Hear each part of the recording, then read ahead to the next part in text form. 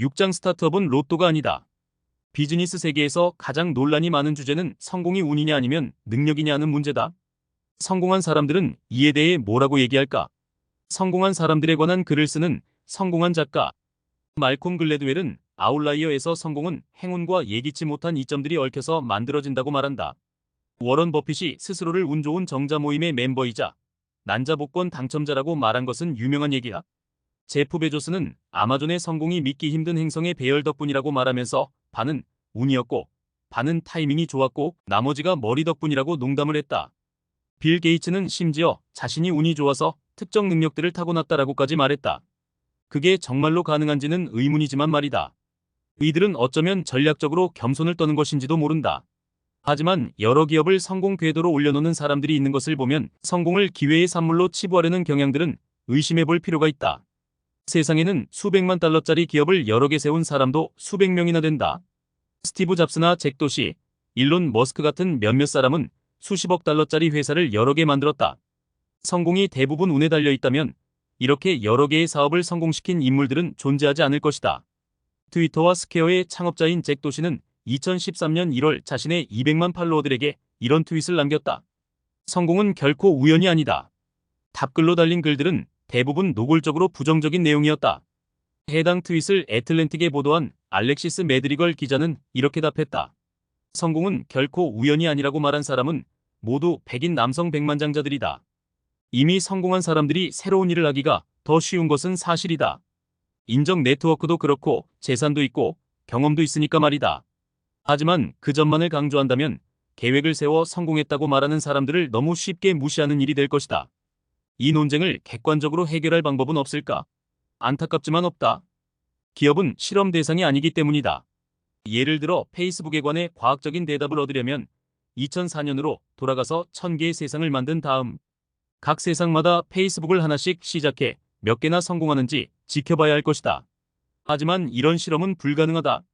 모든 기업은 자신만의 고유한 환경에서 시작하며 모든 기업에게 시작은 단 한 번뿐이다. 표본 크기가 1일 때는 통계가 나올 수 없다. 르네상스와 계몽 시대부터 20세기 중반에 이르기까지 운이란 내 마음대로 할 수 있고 지배할 수 있으며 통제할 수 있는 것이었다. 할 수 없는 일에 초점을 맞추지 말고 할 수 있는 일을 하라는 말에 모든 사람이 동의했다. 랠프 wal도 에머슨은 이런 정신을 가리켜 다음과 같이 말했다.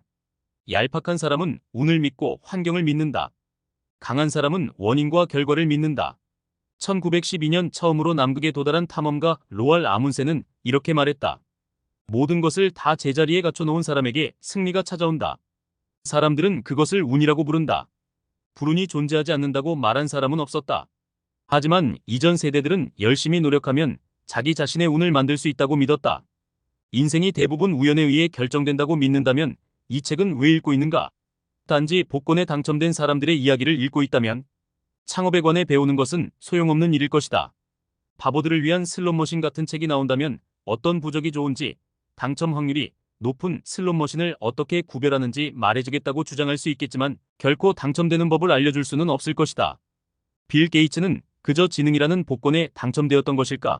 셰릴 샌드버그는 금수저를 입에 물고 태어난 것일까? 아니면 린이 난 걸까? 이렇게 지나간 일들에 대해 토론할 때 운이란 언제나 과거 시제로 사용된다. 하지만 훨씬 더 중요한 것은 미래에 관한 질문들이다. 미래는 우연인가? 디자인하는 것인가? 미래를 통제할 수 있을까? 우리는 미래가 명확한 모습을 갖추고 있을 거라고 생각할 수도 있고 어렴풋하고 불확실하다고 생각할 수도 있다. 미래를 명확한 것으로 생각하면 미래를 미리 이해하고 만들어가려는 노력을 하는 게 타당할 것이다. 하지만 임의성이 지배하는 불명확한 것이라고 생각한다면 미래의 주인이 되기 위한 노력은 포기하게 될 것이다. 이처럼 미래가 불명확하다고 여기는 태도 때문에 요즘 특히 역기능을 일으키고 있는 문제점이 있는데 바로 절차가 실질보다 중시되는 경향이다. 실행할 구체적인 계획이 없을 때 사람들은 을에 다양한 옵션을 묶어 포트폴리오를 만드는데 요즘 미국인들이 바로 그렇게 하고 있다. 중학교에서는 학생들에게 갖가지 특별 활동을 하라고 권한다. 고등학교에서는 포부가 큰 학생들은 무엇이든 다 잘한다는 소리를 들으려고 더욱 기를 쓰고 경쟁한다. 그러다가 대학에 가면 절대로 알 수 없는 미래에 대비해 당황스러울 만큼 다채로운 이력서를 꾸미느라 거의 10년을 보낸다. 이런 사람은 무슨 일이 벌어져도 준비가 되어 있겠지만 반대로 그 어느 것에도 구체적이고 확실하게 준비가 되어 있지 않을 것이다. 반면에 미래를 명확한 것으로 생각한다면 흔들림 없는 확신이 있을 것이다. 확신이 있는 사람은 평범한 것들을 이것저것 쫓으면서 다방면에 소질이 있다라고 말하지 않고 가장 하고 싶은 것 하나를 정해서 그 일을 한다. 남들과 구별되지 않는 사람이 되려고 부단히 노력하는 게 아니라 뭔가 실질적인 것에서 뛰어난 사람이 되려고 노력한다. 즉, 한 가지를 독점하기 위해 노력하는 것이다. 하지만 요즘 젊은 사람들이 이렇게 하지 않는 이유는 주변의 모든 사람이 명확한 세상에 대한 믿음을 잃은 지 오래이기 때문이다. 한 가지만 뛰어나서 스탠퍼드에 갈 수 있는 사람은 아무도 없다. 그 한 가지가 미식축구가 아닌 이상에는 말이다. 미래가 현재보다 나을 거라고 생각하는 사람도 있고 못할 거라고 생각하는 사람도 있다. 낙관주의자들은 미래를 환영하고 비관주의자들은 미래를 두려워한다. 이 두 가지 가능성을 결합하면 네 가지 시각이 가능하다. 불명확한 비관주의. 모든 문화에는 황금 시대에 관한 신화가 있다. 그리고 우리는 그 시대로부터 쇠퇴해왔다고 전해진다. 또 역사적으로 보면 거의 모든 민족이 비관주의자였던 때가 있다. 심지어 지금도 비관주의는 전 세계의 아주 큰 부분을 지배하고 있다. 불명확한 비관주의자는 암울한 미래를 예상하지만 그래서 뭘 어떻게 해야 할지 모른다. 1970년대 초 이후 유럽이 바로 이런 모습이다. 1970년대 초 유럽 대륙은 지도자가 없어 정부가 표류하는 시기를 겪었다. 지금은 유로존 전체가 서서히 진행 중인 위기에 빠져 있지만 책임지고 사태를 주도할 사람은 아무도 없다. 유럽중앙은행은 임기응변 말고는 할 줄 아는 게 없다. 미국 재무성이 달러화에 우리는 신을 믿습니다라고 써놓았듯이 유럽중앙은행도 유로화에 오늘 할 일을 내일로 미루자라고 써놓는 편이 좋을지도 모른다. 유럽인들은 문제가 터지고 나면 그제야 그 문제에 반응하면서 사정이 더 나빠지지 않기를 바란다. 불명확한 비관주의자는 쇠퇴가 불가피하다고 생각하면서도 그게 빠르게 진행될지 느리게 진행될지 재앙의 수준이 될지 점진적으로 진행될지는 모른다. 불명확한 비관주의자가 할 수 있는 일이라고는 먹고 마시고 즐기면서 쇠퇴가 진행되기를 기다리는 것뿐이다. 유럽인들이 휴가에 열광하는 데는 다 이유가 있다. 명확한 비관주의. 명확한 비관주의자는 미래를 알 수 있다고 믿지만 그 미래가 암울할 것이기 때문에 준비를 해야 한다고 생각한다. 놀랄만한 일이지만 오늘날 전 세계에서 가장 확실하게 비관주의적인 입장을 취하고 있는 곳은 아마 중국일 것이다. 어마어마한 속도로 빠르게 성장하는 중국 경제를 보면서 미국인들은 중국이 미래의 주인이 된 것처럼 자신감에 넘친 나라일 거라고 상상한다. 하지만 이러한 생각은 아직 낙관주의자인 미국인들이 자신들의 낙관주의를 중국에 투영시킨 것에 불과하다. 중국인들 입장에서 보면 경제가 아무리 빨리 성장해도 느리기만 한 것 같다. 다른 모든 나라들은 중국이 전 세계를 잡아먹을까봐 두려워하지만 정작 중국인들은 자신들이 전 세계를 못 잡아먹을까봐 두려워한다. 중국이 이토록 빠르게 성장할 수 있는 이유는 단지 시작 지점이 너무 낮기 때문이다. 중국이 가장 쉽게 성장하는 길은 서구에서 이미 효과가 있었던 것을 무차별적으로 베끼는 것이고 실제로 중국은 정확히 그렇게 하고 있다. 명확한 계획을 세워놓고 그 어느 때보다 많은 석탄을 태우면서 그 어느 때보다 많은 공장과 고층 건물을 지어 올리고 있다. 하지만 어마어마한 인구가 원자재 값을 계속 상승시키는 마당에 중국의 생활 수준이 전 세계 가장 부유한 국가들을 따라잡을 방도는 없다. 그리고 중국인들 역시 이 점을 알고 있다. 그렇기 때문에 중국 지도자들은 상황이 더 나빠질 것처럼 위협을 느끼게 만드는 조치들에 집착한다. 중국의 고위 지도자들은 모두 어린 시절 기아를 겪어본 세대이므로 공산당 중앙위원회가 미래를 생각할 때는 재난도 항상 구체적으로 염두에 둔다. 중국 국민들 역시 추운 겨울이 다가오고 있음을 알고 있다. 외부인들은 중국 내에서 어마어마한 부가 만들어진다는 사실에 감탄하지만 실제로 부유한 중국인들은 국외로 돈을 빼돌리려고 기를 쓰고 있다. 반면에 부유하지 않은 중국인들은 힘닿는 데까지 뭐든 절약하고 비축해두면서 그 정도면 제발 충분하기를 바란다. 계급을 막론하고 중국 사람들은 미래를 아주 심각하게 받아들인다. 명확한 낙관주의. 명확한 낙관주의자는 자신이 미래를 계획하고 더 나은 미래를 만들려고 노력한다면 지금보다 더 나은 미래가 올 거라고 생각한다. 17세기부터 1950년대와 1960년대까지 서구 세계를 이끌어온 것은 명확한 낙관주의자들이었다. 과학자, 기술자, 의사, 사업가들이 만들어낸 세상은 이전 사람들은 상상도 하지 못할 만큼 부유하고 건강하고 장수하는 세상이었다. 칼 마르크스와 프리드리히 엥겔스가 19세기의 사업가들에 관해 다음과 같이 간파했던 것처럼 말이다. 그들은 이전의 모든 세대를 합한 것보다도 더 육중하고 거대한 생산력을 만들어냈다. 자연의 힘을 인간과 기계에게 복속시키고 화학을 산업과 농업에 응용하고 증기선, 철도, 전신, 대륙 하나를 통째로 일궈 경작하고 강의 운하를 파고 그 많은 인구가 마법처럼 생겨날 거라고 이전 그 어느 시대가 감히 예상이나 했을까? 이만한 생산력이 사회적 노동의 무릎 위에 잠자고 있을 거라고. 각 세대의 발명가와 선지자들은 언제나 이전 세대의 발명가와 선지자들을 능가했다. 1843년 런던의 시민들은 새로 판 터널을 통해 템스강 아래를 지났다. 1869년 개통된 수에즈 운하는 유라시아의 화물선들이 희망봉을 우회하지 않아도 되도록 해주었고 1914년 개통된 파나마 운하는 대서양에서 태평양으로 질러갈 수 있게 해주었다. 1950년대의 미국인들은 미래를 위한 큰 계획처럼 중요한 일을 전문가들에게만 맡겨둘 수는 없다고 생각했다. 대공황조차 미국의 거침없는 진보를 늦출 수는 없었으며 미국인들은 줄곧 전 세계에서 가장 멀리 내다보는 명확한 낙관주의자들이었다. 엠파이어 스테이트 빌딩은 1929년에 착공해 1931년에 완공되었고 금문교는 1933년에 착공해 1937년에 완성되었다. 맨해튼 계획은 1941년에 시작되었지만 1945년에 벌써 세계 최초의 핵폭탄을 제조했다. 미국인들은 평상시에도 계속 세상의 얼굴을 바꿔놓았는데 주간 고속도로 시스템은 1956년 공사를 시작해 1965년에 첫 32,000km 구간을 개통했다. 명확한 계획의 범위는 지구라는 행성에 그치지 않았다. 나사의 아폴로 계획은 1961년 시작되어 1972년에 끝날 때까지 12명의 인간을 달에 내려놓았다. 대담한 계획은 단순히 정치 지도자나 정부 소속 과학자들만의 전유물이 아니었다. 1940년대 말 캘리포니아에 살던 존 리버는 샌프란시스코 만 지역 전체의 물리적 지형을 바꿀 계획을 세웠다. 존 리버는 학교 선생님이자 아마추어 연극 프로듀서이며 독학으로 공부한 엔지니어였다. 그는 자격증이 없다는 사실에 위축되지 않고 샌프란시스코만에 2개의 거대한 댐을 짓자고 공개적으로 제안했다. 거대한 담수호를 만들어서 식수와 관계에 이용하고 2만 에이커의 땅을 개발하자는 주장이었다. 존 리버라는 인물이 어떤 권위 있는 자리에 있는 사람이 아니었음에도 불구하고 당시 사람들은 리버의 계획을 진지하게 받아들였다. 캘리포니아 전역의 신문사 편집국들이 리버의 계획을 지지했고 미 의회는 이 계획의 실현 가능성을 놓고 공청회를 열었다. 또 육군 공병단에서는 시뮬레이션을 해보려고 소살리토에 위치한 동굴 같은 창고에 1.5에이커 규모로 샌프란시스코 만 모형을 만들기까지 했다. 이런 테스트 결과 이 계획에는 기술적 결함이 있는 것으로 드러나 결국 계획은 시행되지 않았다. 하지만 오늘날이었다면 처음부터 이런 계획을 진지하게 받아들이기나 했을까? 1950년대의 사람들은 큰 계획을 기꺼이 환영했고 정말로 효과가 있을지 의문을 품었다. 요즘 어느 학교 선생이 이렇게 장대한 계획을 내놓는다면 별 웃기는 일로 무시될 것이고 혹시 그보다 힘 있는 자리에 있는 누군가가 장기적 비전을 제시한다면 오만하다는 비웃음을 사게 될 것이다.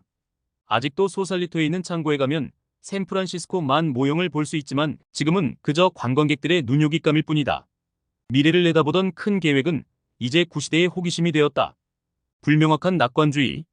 1970년대라는 비관적 시기를 잠깐 거쳐 1982년부터는 불명확한 낙관주의가 줄곧 미국인의 사고를 지배해왔다. 1982년부터 오랜 강세 시장이 시작되었고 금융과 공학이 만나 미래가 성큼 다가오는 듯했다. 불명확한 낙관주의자는 미래가 현재보다 더 좋아지리라 생각하지만 정확히 어떻게 더 좋아지는지는 모르기 때문에 그 어떤 구체적 계획도 세우지 않는다. 그들은 미래의 이윤을 창출할 수 있을 거라고 생각하지만 구체적으로 미래를 디자인할 필요성은 느끼지 못한다. 불명확한 낙관주의자는 단연간 노력해 새로운 제품을 만들어내기보다는 이미 고안되어 있는 제품들을 재조합한다. 은행가들은 기존 기업들의 자본 구조를 재구성해 돈을 번다. 변호사들은 해묵은 논란을 해결하거나 남들이 하는 일을 돕는다. 직접 투자자와 경영 컨설턴트들은 새로운 사업을 시작하는 대신 기존 사업의 프로세스를 끊임없이 최적화해 조금이라도 효율성을 더 높이고자 한다. 그러고 보면 늘 선택의 여지를 찾아다니는 우수한 성적의 아이비리그 출신들이 이들 분야에 비정상적으로 많이 모여드는 것도 놀랄 일은 아니다. 이력서에 써놓을 경력을 만드는 데만 20년을 바친 이들에게 엘리트처럼 보이지만 실은 프로세스를 따라가는 선택을 유보할 수 있게 해주는 이런 커리어보다 더 나은 보상이 뭐가 있겠는가? 요즘은 많은 부모들이 졸업생들에게 안정된 길을 가라고 격려한다. 베이비붐이라는 기이한 역사가 만들어낸 이 불명확한 낙관주의자. 세대는 힘들이지 않는 진보에 너무나 익숙한 나머지 자신들에게는 그게 당연한 일이라고 생각한다. 1945년생이든 1950년생이든 1955년생이든 할 것 없이 베이비붐 세대라면 모두 만 18세가 될 때까지 세상은 해마다 나아지기만 했다. 그리고 그런 발전은 그들 자신의 노력과는 아무 상관없이 벌어진 일이었다.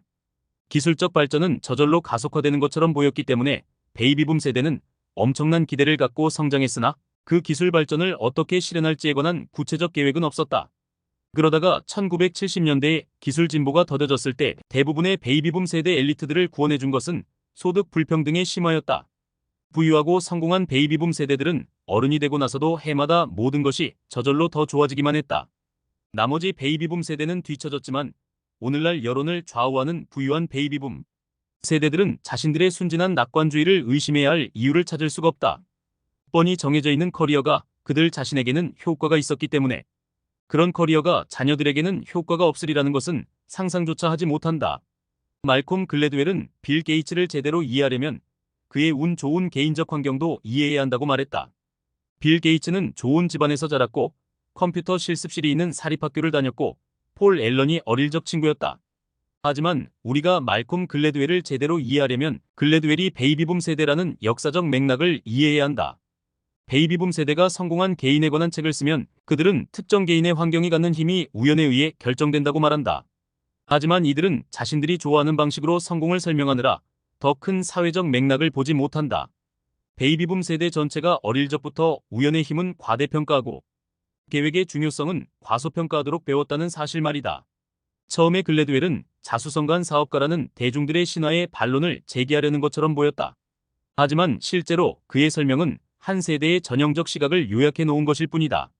불명확하게 낙관적인 우리의 세계, 불명확한 금융, 명확하게 낙관적인 미래라면 공학자들이 수중도시와 우주정거장을 디자인해야겠지만 불명확하게 낙관적인 미래라면 금융가와 변호사들이 더 많이 필요하다. 금융이야말로 불명확한 사고의 전형이다. 왜냐하면 어떻게 해야 부를 창출할 수 있는지 전혀 모를 때 유일하게 돈을 벌 수 있는 방법이 바로 금융이기 때문이다. 똑똑한 대학 졸업생들이 로스쿨을 가지 않으면 월스트리트로 향하는 이유도 커리어에 대한 제대로 된 계획이 없기 때문이다. 그렇게 골드만삭스에 들어가게 되면 심지어 금융 내부에서도 모든 게 불명확하다는 사실을 발견하게 된다. 그래도 사람들은 여전히 낙관적이다. 돈을 잃을 거라고 생각하고 시장에 뛰어드는 사람은 없기 때문이다. 하지만 금융계 내부의 기본적 교리는 시장은 아무 원칙도 없이 움직인다는 것이다. 구체적이거나 실질적인 것은 아무것도 알 수가 없다. 그렇기 때문에 극도로 중요해지는 것이 투자의 다각화다. 금융이 불명확하면 이상한 일이 벌어질 수 있다. 성공한 사업가가 자기 회사를 팔았을 때 무슨 일이 벌어질지 한번 생각해보라. 창업자는 회사를 판 돈으로 무엇을 할까? 금융화된 세상이라면 다음과 같은 일이 벌어진다. 창업자는 그 돈으로 무엇을 할지 모르므로 그 돈을 대형은행에 맡긴다. 은행가들은 그 돈으로 무엇을 할지 모르므로 기관 투자자로 구성된 포트폴리오를 구성해 여기저기에 투자를 다각화한다. 기관 투자자들은 자신들이 운영하는 돈으로 무엇을 할지 모르므로 주식으로 잔뜩 포트폴리오를 구성해 투자를 다각화한다. 기업들은 잉여 현금 흐름을 만들어서 주가를 올리려고 애쓴다. 그래서 주가가 오르면 배당을 하거나 주식을 되산다. 이런 순환고리를 계속해서 되풀이한다. 이 순환고리 속에 있는 누구도 그 돈으로 실물 경제에서 무엇을 해야 할지 모른다. 하지만 불명확한 세상에서 사람들은 무한정의 선택권을 선호한다. 이런 세상에서는 돈으로 할 수 있는 일보다 돈 자체가 더 가치 있다. 돈이 목표가 아니라 목표를 이루기 위한 수단이 되려면 미래가 명확해야 한다. 불명확한 정치. 정치가들은 선거 기간에는 언제나 국민들에게 공식적으로 책임을 진다. 하지만 요즘 정치가들은 그때그때 국민들이 하는 생각에 자신을 맞춘다. 현대적인 여론조사 기술 덕분에 정치가들은 이미 형성된 여론에 정확히 맞춰서 자신의 이미지를 재단할 수 있게 되었고, 그래서 대부분이 실제로 그렇게 행동한다. 통계 전문가 네이트 실버의 선거 예측은 놀랄 만큼 정확하다. 하지만 더욱 놀라운 것은 4년마다 이 통계가 아주 큰 이야깃거리가 된다는 점이다. 지금 우리는 10년 혹은 20년 후에 이 나라가 어떤 모습일지 선견지명을 가지고 내다보는 예측이 아니라 겨우 몇 주 후에 이 나라가 무슨 생각을 하고 있을지 예측해주는 통계에 더 열광한다. 선거 과정만 그런 것이 아니다. 정부의 성격 자체도 불명확해지고 있다. 원래 정부는 원자폭탄이나 달 탐험 계획과 같은 복잡한 문제도 해결해 나갈 수 있었다. 하지만 40년간 별 발전 없이 불명확한 시절을 보내고 나니 지금 정부가 내놓는 것은 대부분 보험이다. 큰 문제에 대한 우리의 해결책은 노인의료보험, 사회보장연금, 기타 이것저것 어지러운 이전 지출 프로그램뿐이다. 이러니 1975년 이후 해마다 정부 예산에서 법정 지출이 재량 지출을 잠식해온 것도 놀랄 일이 아니다. 재량 지출을 늘리려면 특정 문제를 해결할 명확한 계획이 필요하다. 하지만 법정 지출의 불명확한 논리에 따르면 사람들에게 돈을 더 나눠줘야 사정이 나아진다고 한다. 불명확한 철학, 불명확한 태도로 옮겨가고 있는 것은 정치만이 아니다. 좌파와 우파 모두를 뒷받침해줘야 할 정치 철학자들 역시 태도가 불명확 쪽으로 옮겨가고 있다. 고대 세계의 철학자들은 비관적이었다.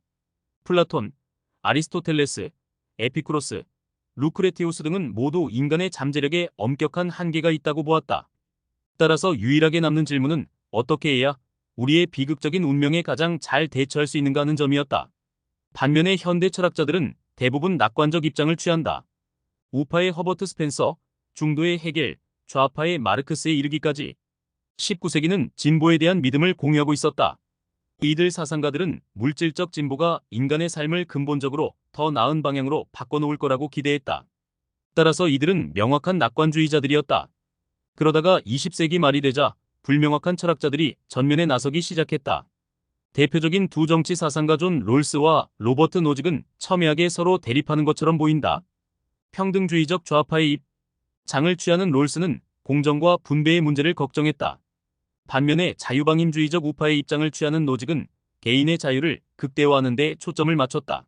하지만 두 사람 모두 사람들은 서로 평화적으로 잘 어울릴 수 있다고 믿었고 그런 점에서 고대인들과는 달리 낙관적이었다. 그러나 스펜서나 마르크스와는 달리 롤스와 노직은 불명확한 낙관주의자들이었다. 두 사람 모두 미래에 대한 구체적 비전은 전혀 없었다. 두 사람 모두 불명확하기는 했지만 형태는 서로 달랐다. 롤스는 무지의 장막이라는 그 유명한 어구로 정의론을 시작한다. 구체적으로 존재하는 세상의 모습을 이미 아는 사람이 공정한 정치적 추론을 한다는 것은 불가능하다면서 말이다.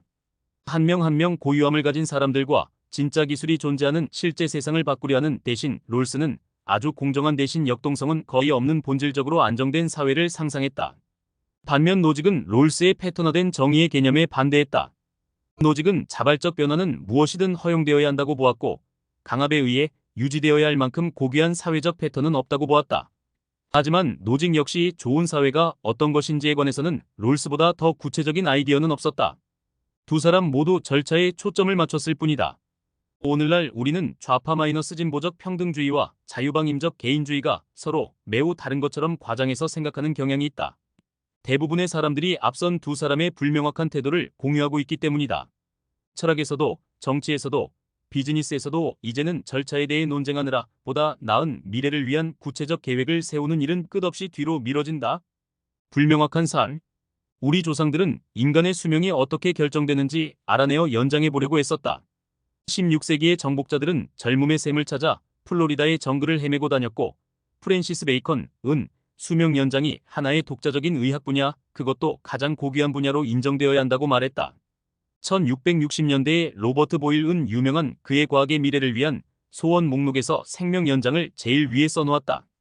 실제 땅을 헤매고 다니든 실험실에서 연구를 하든 르네상스 시대의 가장 똑똑한 사람들조차 죽음을 정복해야 할 대상으로 생각했다. 생명의 비밀은 아직도 풀리지 않았다. 하지만 19세기의 보험회사들과 통계학자들은 죽음의 비밀을 밝혀내는데 성공했고 이 비밀이 지금까지도 우리의 사고를 지배하고 있다. 그들은 수명이 줄어드는 원인을 수학적 확률로 계산해냈다. 연령별 생명표는 주어진 해에 우리가 사망할 확률이 얼마나 되는지를 알려준다. 이전 세대들은 알 수 없었던 부분이다. 하지만 보험계약을 더 잘 체결하게 된 대신 우리는 장수의 비결에 관한 연구는 이제 포기한 것 같다. 인간의 수명이 어느 범위에 걸쳐 있는지 체계적으로 알게 되자 그 범위를 자연스러운 것으로 받아들이게 된 것이다. 오늘날 우리 사회에는 죽음은 피할 수 없으며 제멋대로 일어나는 일이라는 생각이 깊이 침투해 있다. 한편 이제는 확률적 태도가 생물학 자체의 목표를 바꿔놓기 시작했다. 1928년 스코틀랜드의 과학자 알렉산더 플레밍은 깜빡 잊고 뚜껑을 덮지 않았던 실험 접시에서 이상한 항균성 곰팡이가 자란 것을 발견했다. 우연히 페니실린을 발견한 것이다. 이때부터 과학자들은 우연의 힘을 활용할 방법을 찾아다녔다. 현대 약학은 플레밍의 우연한 발견을 가능하게 했던 환경을 100만 배로 확대하는 것이 목표다. 제약회사들은 무작위로 각종 분자와 암물의 조합을 샅샅이 조사하면서 히트작이 발견되기를 기대하고 있다. 하지만 우연한 성공은 예전처럼 자주 일어나지 않고 있다.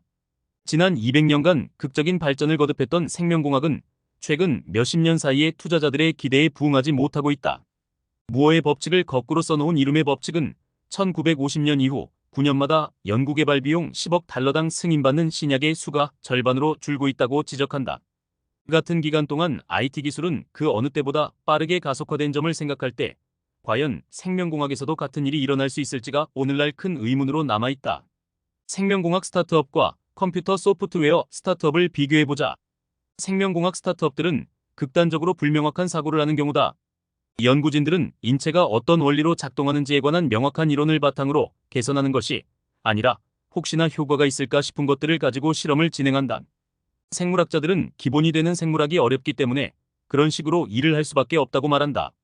그러면서 IT 신생기업이 더 잘 성공하는 이유는 컴퓨터는 우리가 만들어낸 물건이어서 우리의 명령을 안정적으로 따르도록 디자인되어 있기 때문이라고 말한다.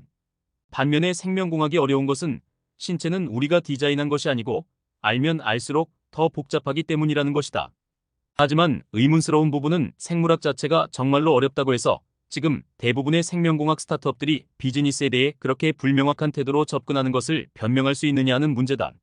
이들 사업에 참여하는 사람들은 대부분 결국에는 뭔가 성공하겠지라는 기대는 갖고 있으면서도 정작 성공하는데 필요한 정도의 열의로 특정 회사에 헌신하고 싶어하는 사람은 거의 없다. 이런 회사는 교수들을 정직원도 아니고 파트타임 자문으로 고용하면서 사업을 시작하는 경우가 많다. 자체 연구를 바탕으로 회사를 차리는 경우조차 말이다. 하지만 그렇게 되면 회사의 다른 사람들 역시 이들 교수의 불명확한 태도를 흉내내게 된다. 자유방임주의자들은 규제가 심해서 생명공학의 발목을 잡고 있다고 말하지만 생명공학의 미래에 더 큰 장애가 되는 것은 불명확한 낙관주의일지도 모른다. 불명확한 낙관주의라는 것이 가능하기는 할까? 불명확하게 낙관적으로 내린 의사결정들은 결국 어떤 미래를 불러오게 될까? 미국의 가게들이 저축을 하고 있다면 적어도 나중에 쓸 돈이 있을 거라는 예측은 가능할 것이다. 또 미국의 회사들이 투자를 하고 있다면 미래에 새로운 부를 수확할 거라는 예상은 할 수 있을 것이다. 그러나 미국의 가게들은 거의 아무것도 저축하지 않는다. 또한 미국의 회사들은 재무상태표에 현금을 쌓아만 둘 뿐 새로운 프로젝트에 투자하지 않는다. 미래에 대한 구체적 계획이 없기 때문이다. 미래에 대한 나머지 세 가지 시각은 나름의 기능을 할 수도 있다. 명확한 낙관주의는 마음에 그리고 있는 미래를 만들어 나갈 때 효과를 발휘한다. 명확한 비관주의는 아무것도 새로운 것을 기대하지 않고 그저 베낄 수 있는 것들만 만든다면 효과가 있을 것이다. 불명확한 비관주의는 자기 충족적이다. 기대치도 낮고 노력도 하지 않는다면 기대했던 그대로의 미래를 만나게 될 테니 말이다. 하지만 불명확한 낙관주의는 태생부터가 유지될 수 없는 시각으로 보인다. 아무도 미래에 대한 계획을 세우지 않는데 무슨 수로 미래가 더 나아질 수 있단 말인가? 사실 현대사회에서 대부분의 사람들은 이 질문에 대한 답을 이미 한 번쯤은 들어보았다. 계획 없는 진보를 우리는 진화라고 부르기 때문이다. 다윈도 그렇게 말했다. 생명체는 아무도 의도하지 않아도 진보하는 경향이 있다고. 살아있는 모든 것은 다른 어떤 유기체의 무작위적 재현이며 그 재현을 가장 잘 해낸 개체가 승리한다고 한다. 다윈의 이론은 삼엽충이나 공룡의 기원은 설명해 줄 수 있을지 모르지만 그와는 매우 동떨어진 영역까지도 그의 이론이 적용될 수 있을까? 뉴턴의 물리학이 블랙홀이나 빅뱅을 설명할 수 없는 것처럼 다윈의 생물학이 더 나은 사회를 만드는 방법이나 세상에 없던 새로운 비즈니스를 창조하는 방법을 알려줄 수 있을지는 의문이다. 그럼에도 불구하고 최근 비즈니스에서는 다윈에 비유하는 일이 일반화되고 있다. 저널리스트들은 경쟁적 생태계 내에서의 생존을 경쟁시장에서의 기업의 생존에 비유한다. 이러다 보니 경제신문마다 제목의 디지털 다윈주의, 닷컴 다윈주의, 클릭을 가장 많이 받아야 생존과 같은 문구들이 등장한다. 공학을 지향하는 실리콘밸리에서조차 요즘 가장 유행하는 말은 끊임없이 변화하는 환경에 적응하고 진화할 수 있도록 린 스타트업을 하라는 것이다. 기업가가 될 사람들에게는 아무것도 미리 알 수는 없다고 말한다. 소비자들이 무엇을 원하는지 들어야 하고 최소 기능 제품을 만든 다음 성공한 기업들을 그대로 따라가라고 한다. 하지만 린 스타트업은 방법론일 뿐 목표가 아니다. 기존에 있는 물건에 작은 변화를 주는 것으로는 지역 시장에서 최고가 될 수 있을지는 몰라도 세계 최고가 될 수는 없다. 아이폰으로 화장지를 주문할 수 있는 애플리케이션 중에서 최고로 괜찮은 것을 만들 수는 있을 것이다. 하지만 대담한 계획 없이 재현만 해서는 결코 0에서 1이 될 수 없다. 불명확한 낙관주의자에게 회사란 정말 이상한 곳이다. 회사를 성공시킬 계획도 없으면서 왜 회사가 성공할 거라고 기대하는가? 다윈주의는 다른 곳에서라면 훌륭한 이론일지 모르지만 신생기업 세계에서 최고의 이론은 똑똑한 디자인이다. 디자인의 귀환. 우연보다 디자인을 중요시한다면 무슨 뜻일까? 오늘날 좋은 디자인은 미적으로 반드시 필요한 사항이다. 게으름뱅이든 정신없이 바쁜 전문직이든 외모만큼은 잘 가꾼다. 위대한 기업가는 모두 위대한 디자이너들이다.